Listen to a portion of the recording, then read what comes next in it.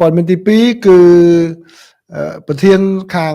សេវាសិបការសម្ងាត់របស់សហរដ្ឋអាមេរិកគឺ CIA បាននិយាយថាទីតាំងនុយក្លេអ៊ែររបស់អ៊ីរ៉ង់គឺរងការខូចខាតធ្ងន់ធ្ងរគឺខុសពីរបាយការណ៍ដែលបានចេញផ្សាយកាលពីម្សិលមិញដែលអះអាងថាមានការខូចខាតតិចតួចទេបាទប៉ុន្តែគេក៏បានបញ្ជាក់ដែរថាផ្អែកទៅលើរូបភាពមួយចំនួនប៉ុន្តែនៅពេលដែលទទួលបានព័ត៌មាននឹងបន្ថែមទៀតគឺអាចនឹងវាតម្លៃផ្សេងប៉ុន្តែគាត់ថាម្សិលមិញហ្នឹងគឺនៅពេលដែលចេញព័ត៌មានចឹងមកគឺលោកប្រធានាធិបតី Donald Trump លោកខឹងសម្បាខ្លាំងដែរណាខឹងសម្បាខ្លាំងដែរដែលនិយាយបែបហ្នឹងប៉ុន្តែនៅពេលនេះគឺខាងនាយកខាង CIA បាទក្នុងក្រុមស៊ើបការសម្ងាត់របស់អាមេរិកនេះគឺមានច្រើនក្រុមដូចម្សិលមិញនេះគឺក្រុមDefense Intelligence Agency បាទគឺទីភ្នាក់ងារស៊ើបការសម្ងាត់របស់ខាងក្រសួងការពារជាតិនេះ CIA នេះក៏នៅក្រសួងការពារជាតិប៉ុន្តែវាផ្សេងគ្នាទៀតបាទច្រើនផ្នែកលោកប្រធានខាង CIA នោះបាននិយាយថា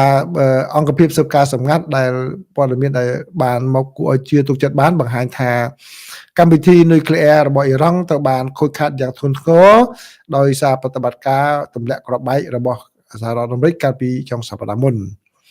នាយក CIA គឺលោក John Ratcliffe បានបង្ហាញឲ្យដឹងថាព័ត៌មានពីប្រភពដែលអាចទុកចិត្តបាននឹងត្រឹមត្រូវជាប្រវត្តិសាស្ត្របង្ហាញថាទីតាំងសំខាន់ជាច្រើនត្រូវបានបំផ្លាញនិងត្រូវចំណាយពេលជាច្រើនឆ្នាំដើម្បីស្ថាបនាឡើងវិញណាម្សិលមិញនិយាយថា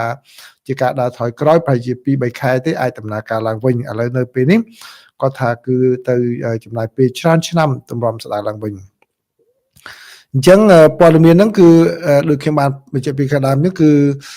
ដកស្រង់ពីប្រតិបត្តិការរបស់សហរដ្ឋអាមេរិកពេលហ្នឹងគេហៅថាញញួរពាក់កណ្ដាលរាត្រីនោះប្រតិបត្តិការញញួរពាក់កណ្ដាលរាត្រីហ្នឹងគឺបានធ្វើប្រតិបត្តិការទៅលើរោងចក្រនុយក្លេអ៊ែរ3ណារបស់ខាងអ៊ីរ៉ង់ហ្នឹងហើយលោក Donald Trump ក៏បានខឹងដែរនៅសន្និសីទសារព័ត៌មានទៅបញ្ចប់មុននេះតិចហ្នឹងលោកថាការបែកធ្លាយហ្នឹងជាព័ត៌មានคล้ายៗនឹងទូចថាគឺទាហានអាមេរិកនឹងបានកំទេចរោងចក្រនឹងទាំងស្រុងហើយដោយឡែកខាងខ្ញុំក៏បានស្រាវជ្រាវបន្ថែមខ្លួនឯងដែរណាទៅព័ត៌មានដទៃទៀតហើយពួកយើងអាចថាខាងនាយក CIA ហ្នឹងគាត់ខ្លាចលោកប្រធានាធិបតី Donald Trump គាត់ចេះតែនិយាយអញ្ចឹងទៅ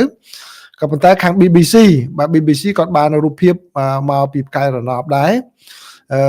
គឺមានបង្ហាញនៅសញ្ញាថ្មីនៃការខូចខាតរហូតដល់ផ្លូវនិងផ្លូវរួមក្រោមដីនៅរោងចក្រចម្រាញ់